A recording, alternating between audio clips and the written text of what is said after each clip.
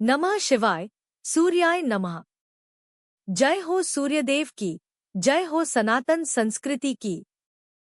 प्रिय भक्तों, आज हम सब एक ऐसे पावन पर्व पर एकत्र हुए हैं जो केवल एक तिथि नहीं है, केवल एक त्योहार नहीं है, बल्कि यह जीवन को अंधकार से प्रकाश की ओर ले जाने का दिव्य संदेश है। आज का यह पावन दिन है मकर संक्रांति। शास्त्र कहते हैं कि जब सूर्यदेव अपनी चाल बदलते हैं और दक्षिणायण से उत्तरायण होते हैं, तब संपूर्ण सृष्टि में सकारात्मक ऊर्जा का संचार होता है। यही कारण है कि मकर संक्रांति को आत्मिक जागरण का पर्व कहा गया है। बहुत समय पहले गंगा तट पर एक सुंदर गांव बसा था, जिसका नाम था सूर्यपुर। नाम के अनुरूप कभी यह गांव ज्ञान, प्रेम और समृद्धि से भरा रहता था, परंतु समय के साथ लोगों के मन में अहंकार, क्रोध और ईर्ष्या ने स्थान बना लिया। किसान निराश हो चुके थे, युवा भटक गए थे और बुजुर्गों की सीख को कोई सुनने वाला नहीं था। उसी गांव के एक कोने में एक वृद्ध तपस्वी ब्राह्मण रहते थे, पंडित धर्मदत्त जी। वे प्रतिदिन प्रातःकाल गंगा स्नान कर सूर्यदेव को अर्घ्य देते और कहते थे कि जिस दिन सूर्य सही दिशा में चलता है, उसी दिन मानव जीवन में भी सही दिशा आती है। उसी गांव में एक 12 वर्ष का बालक रहता था, आरव। उसके मन में एक दिन प्रश्न उठा और वह पंडित जी के पास जाकर बोला, बाबा, मकर संक्रांति क्यों मनाई जाती है? क्या यह केवल तिल और गुड़ खाने का पर्व है? पंडित जी मुस्कुराए और बोले, वत्स, यह पर्व केवल शरीर का नहीं, यह पर्व आत्मा का है। जब सूर्य उत्तरायण होते हैं, तब हमें भी अपने जीवन की दिशा बदलनी चाहिए।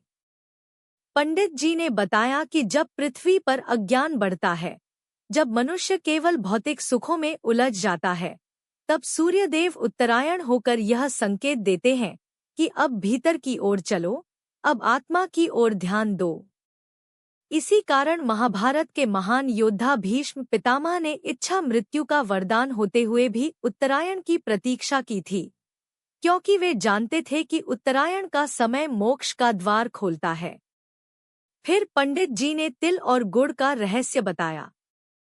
उन्होंने कहा कि तिल हमें सिखाता है कि जीवन कितना ही कठिन क्यों न हो, भीतर की अच्छाई कभी समाप्त नहीं होनी चाहिए, और गुड़ हमें यह सिखाता है कि वाणी में सदैव मधुरता रखनी चाहिए। इसलिए कहा गया, तिल गुड़ खाओ और मीठा बोलो। बच्चों को पतंग उड़ाते देख पंडित जी ने समझाया कि पतंग तभी ऊंची उड़ती है जब डोर संतुलित हो, वैसे ही जीवन भी तभी ऊंचाइयों को छूता है जब इच्छाएं और संयम संतुलन में हों।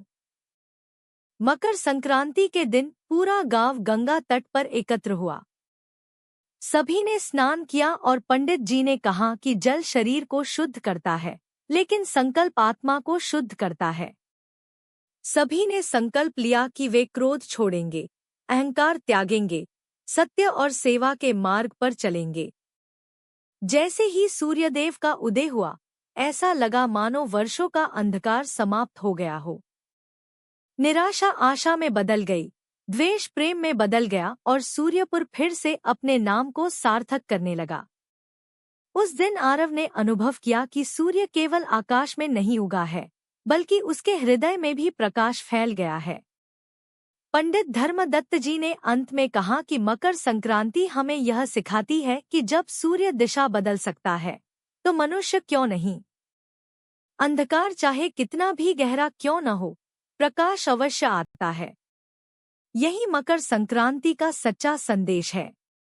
आइए हम सभी संकल्प लें कि हम अपने जीवन में सकारात्मकता लाएंगे, सत्य और सेवा को अपनाएंगे और हर दिन अपने भीतर सूर्य को जागृत करेंगे।